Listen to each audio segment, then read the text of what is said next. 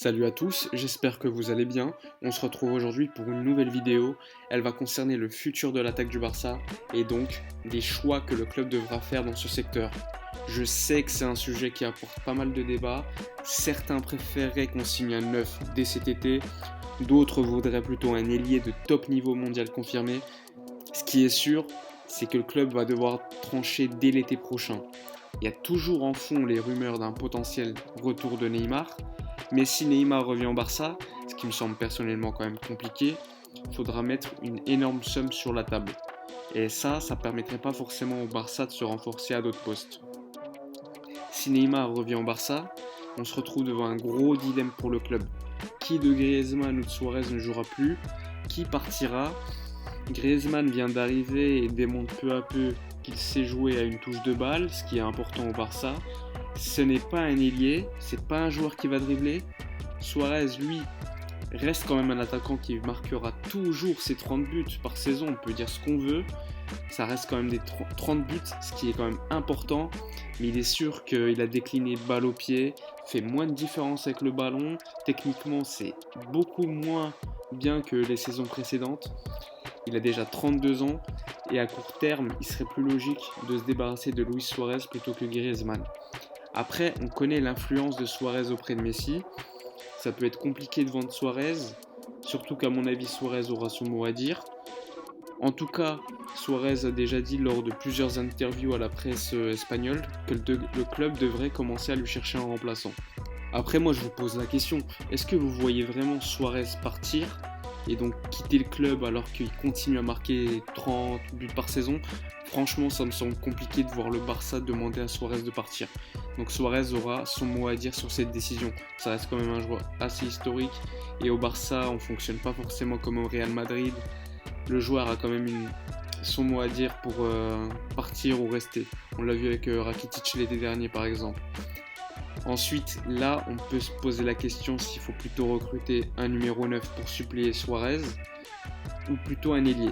Si Club et Suarez décident de continuer une saison de plus, on ne recrutera pas de 9 supplémentaires, ce qui laisse donc la possibilité de signer un ailier de haute qualité, de haut niveau, un joueur confirmé. Et le problème dans ce cas-là, c'est qu'il faudra forcément faire attention à l'embouteillage de joueurs offensifs.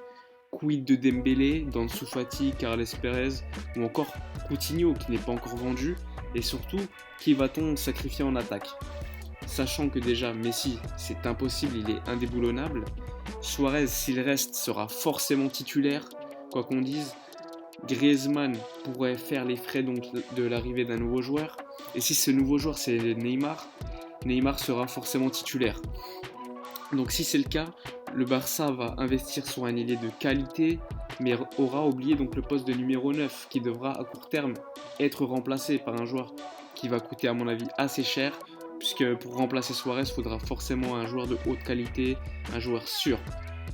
On peut quand même penser que le club pourrait finalement mettre Griezmann à terme en faux numéro 9. En tout cas, j'ai hâte de voir ce qui va se passer pour Griezmann. Si Suarez décide finalement de quitter le Barça en été 2020 et que le club décide donc de prendre un numéro 9, il faudra quand même un 9 assez jeune, qui est sûr. Je vois personne d'autre que Lautaro Martinez pour suppléer Suarez personnellement. Il joue à l'Inter, il a une clause de 115 millions d'euros durant les 15 premiers jours de juillet 2020. Donc 115 millions d'euros, ça reste quand même une somme assez importante, mais c'est pas une somme qui est forcément prohibitive. En plus, Lautaro Martinez, c'est un joueur qui connaît Messi, qui a déjà joué avec lui en sélection argentine, ça fonctionne assez bien. Il y a déjà eu des contacts avec son agent l'été dernier. Bref, Lautaro Martinez pour moi c'est le numéro 9 qui pourrait remplacer Suarez. Après franchement c'est difficile de pouvoir déterminer ce qui va se passer. Tout dépend de la gestion du cas Suarez. S'il reste, est-ce qu'on va recruter un ailier?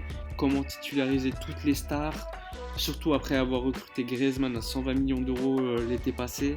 Dembélé va-t-il finalement rester au club encore une saison de plus? Si Suarez part, va-t-on recruter un ailier ou plutôt un 9? Donc il y a pas mal de questions. En plus, il est encore très tôt pour savoir ce qui va se passer l'été prochain. Et ça pourrait donc être un été charnière pour le futur de l'attaque du club. Le club devrait quand même réussir à vendre Coutinho. On verra ce qui se passera pour Dembélé. Mais voilà, si les deux joueurs partent, partiront à mon avis au rabais, devraient rapporter tous les deux environ 150 millions d'euros, ça reste quand même une somme assez importante.